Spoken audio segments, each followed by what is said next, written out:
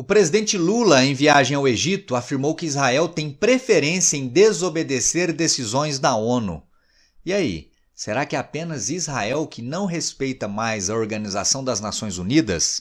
Se você quiser entender esse e outros assuntos das atualidades, geopolítica ou geografia, me acompanha no canal. Faça sua inscrição, deixa o like nesse vídeo e vem comigo. Pessoal, no dia 15 de fevereiro, quinta-feira, o presidente do Brasil desembarcou no Egito, em uma viagem internacional com previsão de visita, além do Egito, também a Etiópia, onde inclusive ele está hoje, sexta-feira, dia 16, no momento em que eu gravo esse vídeo. E durante a visita ao Egito, foram tratados vários temas, e em um dos discursos do presidente brasileiro, ele fez críticas a Israel, não apenas em relação à guerra contra o Hamas, mas também no fato de que Israel vem descumprindo algumas decisões da ONU. Olha só o que disse o presidente do Brasil. O Conselho de Segurança não pode fazer nada na guerra entre Hamas e Israel na faixa de Gaza. Aqui uma crítica à inoperância do Conselho de Segurança da ONU. A única coisa que se pode fazer é pedir paz pela imprensa. Mas me parece que Israel, aqui sim, a crítica direta a Israel. Mas me parece que Israel tem a primazia de não cumprir nenhuma decisão emanada da direção das Nações Unidas.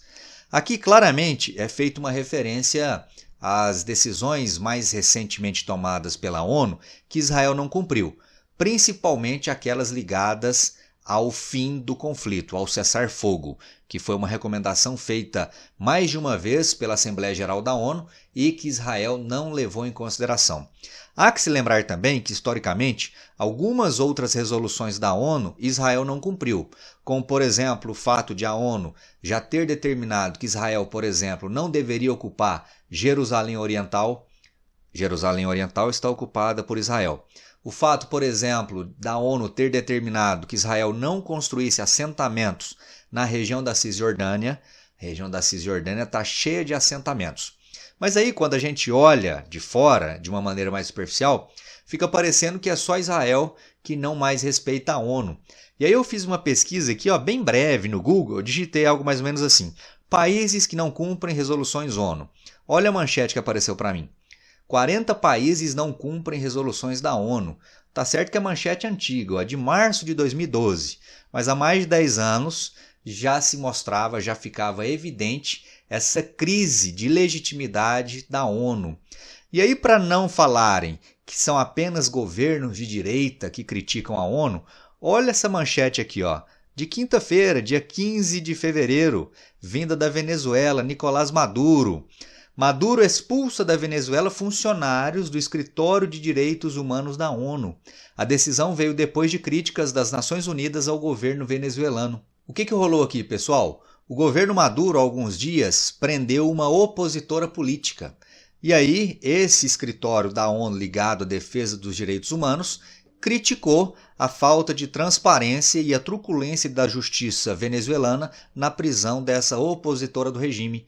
E aí, diante dessas críticas, o governo Maduro, não aceitando esse tipo de crítica, de contradição, ordenou que os funcionários da ONU deixem o país em até 72 horas. Então fica claro que essa crise de legitimidade, esse desrespeito sofrido pela ONU, ele vem de todos os espectros políticos, não é exclusivo da direita. Nessa mesma fala, Lula continuou, olha só.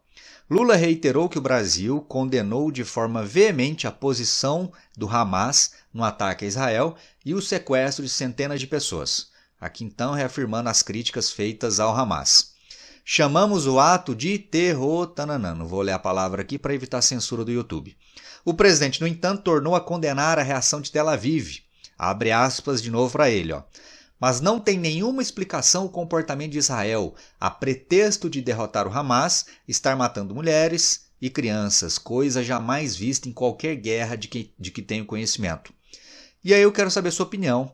Você acha também que Israel tem exagerado na forma como tem reagido aos ataques sofridos lá no dia 7 de outubro, ataques feitos pelo Hamas, que é um grupo fundamentalista islâmico, um grupo terror que não respeita nenhum tipo de resolução, nenhum tipo de norma de guerra? Escreve aí para mim nos comentários.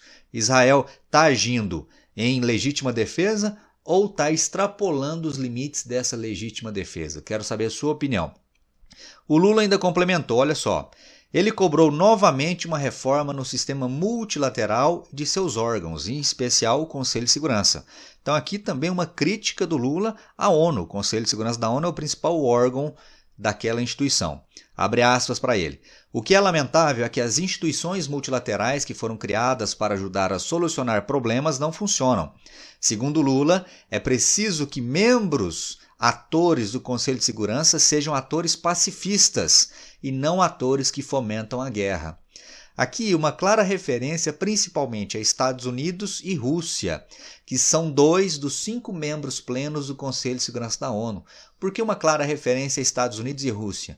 Porque Estados Unidos e Rússia estão ligados, direto ou indiretamente, à maioria dos conflitos no mundo.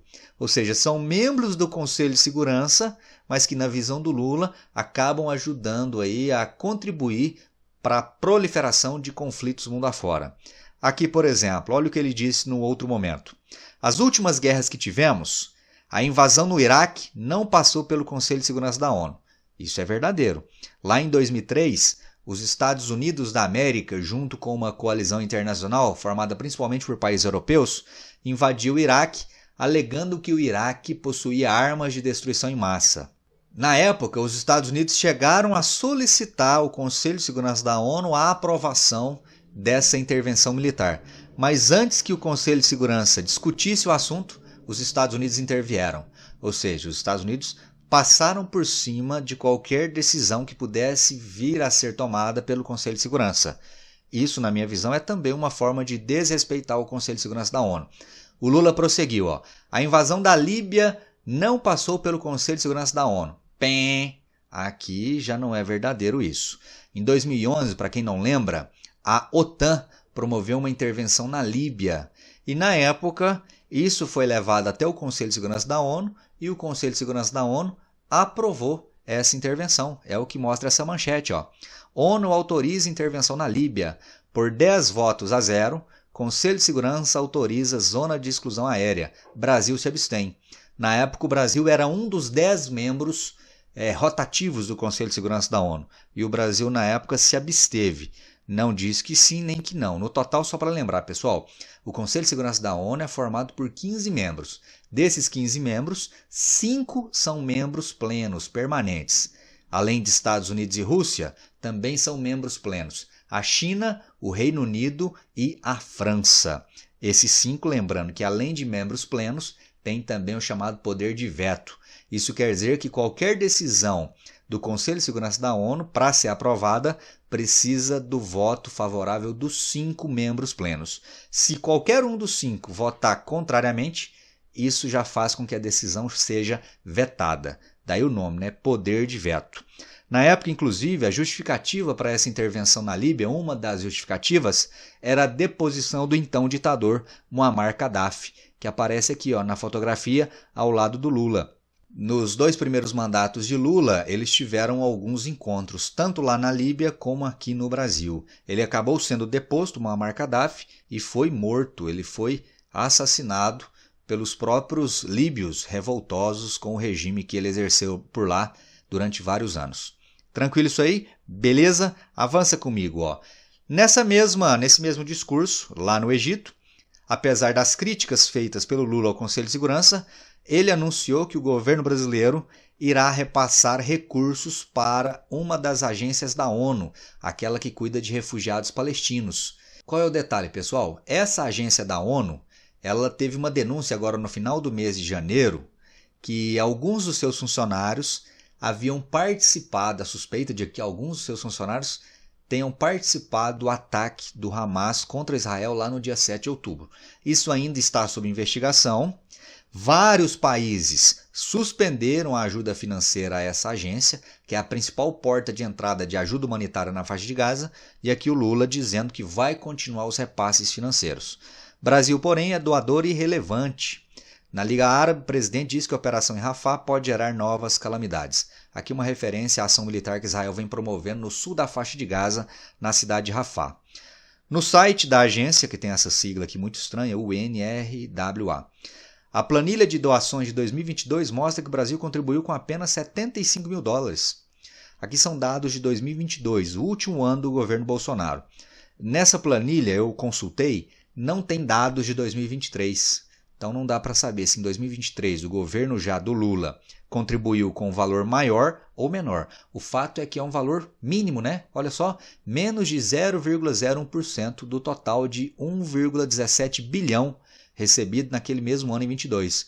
Estados Unidos, Alemanha e União Europeia são os maiores doadores. Lembrando que Estados Unidos, Alemanha e alguns outros países da União Europeia suspenderam os repasses financeiros para essa agência justamente por conta dessas denúncias de que membros dessa agência participaram dos ataques contra Israel. Entendido isso aí? Lula ainda disse, no momento em que o povo palestino mais precisa de apoio, os países ricos decidem cortar a ajuda humanitária à agência para os refugiados da Palestina. As recentes denúncias contra funcionários da agência precisam ser investigadas. Então aí o presidente defendendo a investigação. Mas segundo ele, isso não pode paralisar as doações para a instituição. Eu quero saber também sua opinião. O Brasil deve ou não continuar patrocinando, enviando dinheiro a título de ajuda humanitária para os palestinos por meio dessa agência da ONU? Escreve aí para mim. Segue aqui, pessoal. Nessa mesma visita ao Egito, o presidente do Brasil, no encontro que teve bilateral com o presidente ditador do Egito, anunciou aí alguns acordos na área agrícola, científica, tecnológica, etc. Importante lembrar que o Egito é o nosso segundo maior parceiro comercial na África, atrás apenas da Argélia. É também o segundo maior importador de aves e o sexto maior importador da nossa carne bovina. Ou seja, o setor agropecuário brasileiro depende muito das exportações que são feitas também para o Egito. Nesse encontro, por exemplo, foi assinado um acordo para a certificação de frigoríficos aqui no Brasil, que precisam dessa certificação para exportar carne para o Egito, seguindo as normas exigidas lá pelo país comprador desses produtos. Beleza, beleza? E uma notícia que chega agora de última hora, nessa sexta-feira de manhã, é o da morte de um antigo opositor de Vladimir Putin, mais um opositor de Vladimir Putin, todo-poderoso russo, que misteriosamente morre. Olha só. Principal opositor de Putin, Alexei Navalny, morre na cadeia. Blogueiro e ativista anticorrupção que mobilizou milhares na Rússia cumpria 30 anos de prisão.